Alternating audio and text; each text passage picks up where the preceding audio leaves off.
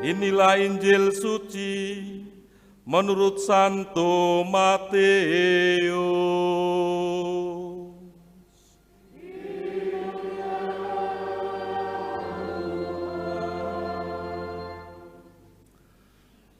Dalam khotbah di bukit, Yesus mengajar murid-muridnya, katanya, "Jika hidup keagamaanmu tidak lebih benar daripada hidup keagamaan para ahli Taurat dan orang-orang Farisi, kamu tidak akan masuk ke dalam kerajaan surga.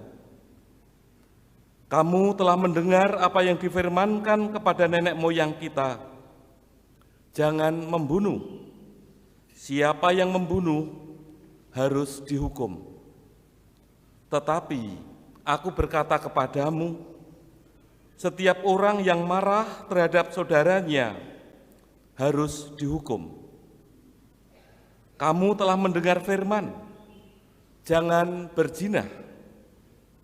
Tetapi aku berkata kepadamu, barang siapa memandang perempuan dengan menginginkannya, dia sudah berbuat zina dalam hatinya.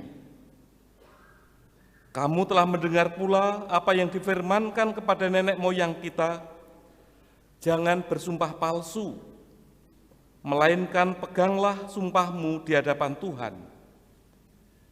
Tetapi aku berkata kepadamu, janganlah sekali-kali bersumpah. Jika ya, hendaklah kamu katakan ya.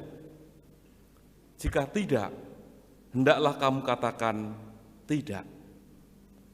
Apa yang lebih daripada itu berasal dari si jahat." Demikianlah sabda Tuhan.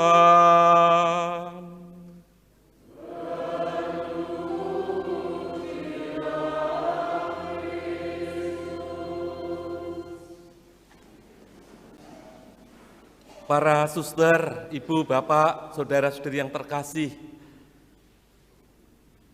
dalam sabdanya Yesus mengatakan kepada kita semua, jika hidup keagamaanmu tidak lebih benar daripada hidup keagamaan para ahli Taurat dan orang-orang Farisi, kamu tidak akan masuk dalam kerajaan surga. Kita diajak hidup keagamaan yang benar itu seperti apa? Kalau Yesus mengatakan hidup keagamaan orang Farisi dan ahli Taurat itu seperti apa? Kita diajak untuk memahami ini lebih dulu. Bahwa orang-orang Farisi dan ahli Taurat hidup keagamaannya adalah orang yang taat beragama. Mereka berdoa 3 kali sehari menghadap bait Allah di Yerusalem. Mereka selalu berpuasa, mereka rajin beribadah, dan juga menyelidiki kitab Taurat.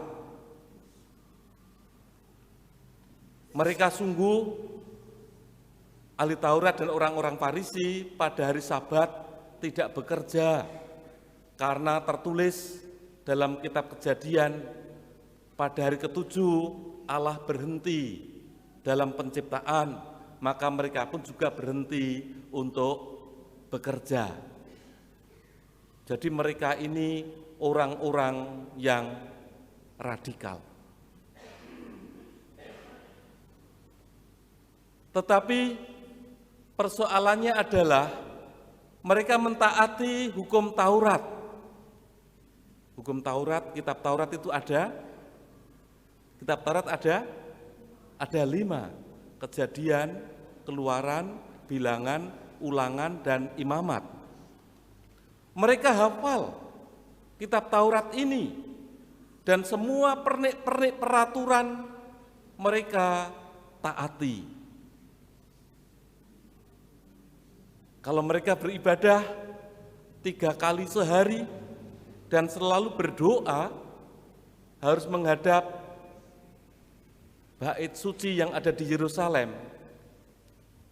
mereka hanya sebatas ritual belaka. Maka nampak ketika para murid Yesus makan bulir gandum, mereka protes pada Yesus, mengapa murid-muridmu tidak berpuasa, sementara murid-murid Yohanes dan kami itu berpuasa. Jadi berpuasa pun hanya sekedar ritual. Mereka berdoa pun hanya sekedar ritual. Setelah pulang dari berdoa, pulang dari peribadatan, tidak ada perubahan apapun karena hanya bersifat ritual.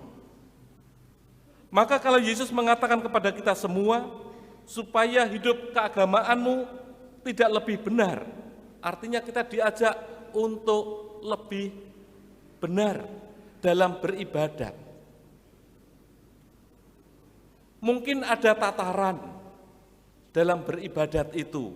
Misalnya kita berdoa dan mengikuti perayaan Ekaristi, tataran yang pertama kalau boleh dikatakan ini sifatnya mungkin sunnah. Sunnah itu dijalankan baik, tidak dijalankan tidak apa-apa. Yang kedua, mungkin kita berdoa dan beribadat, ini adalah kewajiban. Ya kalau hari Minggu ya wajib ikut perayaan Ekaristi. Pukul 12, pukul 6 wajib berdoa malaikat Tuhan. Sebelum dan sesudah makan wajib berdoa. Ini tahap kedua wajib. Atau sebetulnya kita berdoa, kita beribadah mengikuti perayaan Ekaristi adalah sebuah kerinduan. Kita termasuk yang mana? Termasuk hanya sekedar sunnah? Ya sudahlah kalau sempat saja, kalau tidak hujan ke gereja. Toh hujan bisa menjadi alasan. Ya karena ini hari Minggu, daripada nanti dinilai oleh masyarakat wong Katolik kok dina Minggu ora ning gereja, isin akhirnya ke gereja.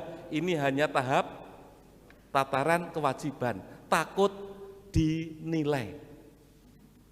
Seringkali itu ada dalam diri kita. Hari Minggu kok umat Katolik atau jadi orang Katolik tidak ke gereja, takut dinilai.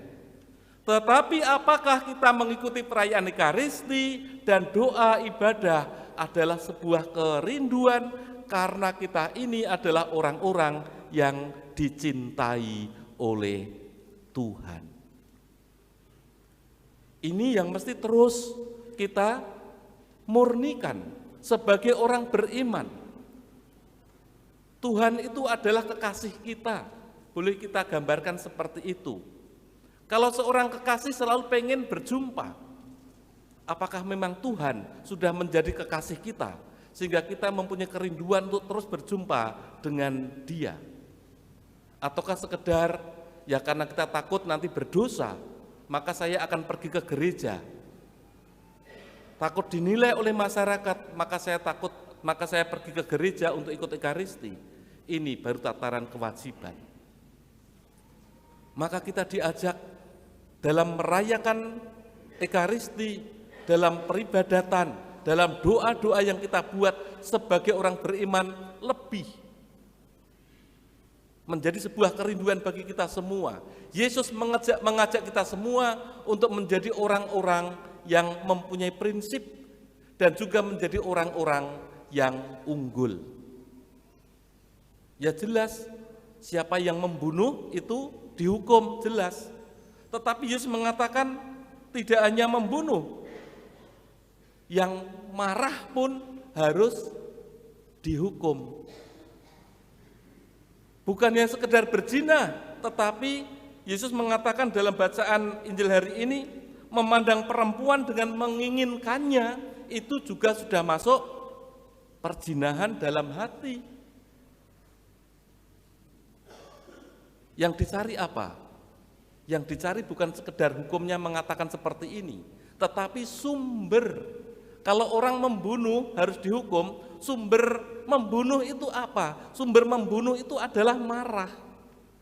Tidak mungkin kan orang tidak marah lalu membunuh. Lain halnya kalau kecelakaan loh ya, itu beda kasus. Tapi kalau orang lalu membunuh sesamanya, sekarang banyak berita-berita seperti itu, pacarnya dibunuh karena sakit hati, bahkan anggota keluarganya juga dibunuh, macam-macam. Sumbernya dari mana? Sumbernya adalah marah itu. Maka kita diajak sebagai murid-murid Yesus Kristus, sebagai orang-orang Katolik, untuk menjadi pribadi yang unggul, mengenal lebih dalam sumber-sumber kehidupan kita sebagai orang beriman. Sumber hidup kita orang beriman adalah Yesus Kristus. Yesus Kristus yang bagaimana? Yesus Kristus yang telah rela mengorbankan dirinya sampai mati di atas kayu salib, supaya kita manusia yang berdosa ini memperoleh keselamatan. Sumbernya adalah cinta total Kristus kepada manusia. Maka kerinduan kita untuk memuji, memuliakan Tuhan, entah dalam peribadatan secara liturgis dalam Ekaristi, maupun juga dalam doa-doa yang kita buat, bersumber dari cinta Tuhan itu, sehingga ada kerinduan di dalam hidup kita untuk senantiasa memuji dan memuliakan namanya. Marilah dengan rasa syukur kita lanjutkan peribadatan kita.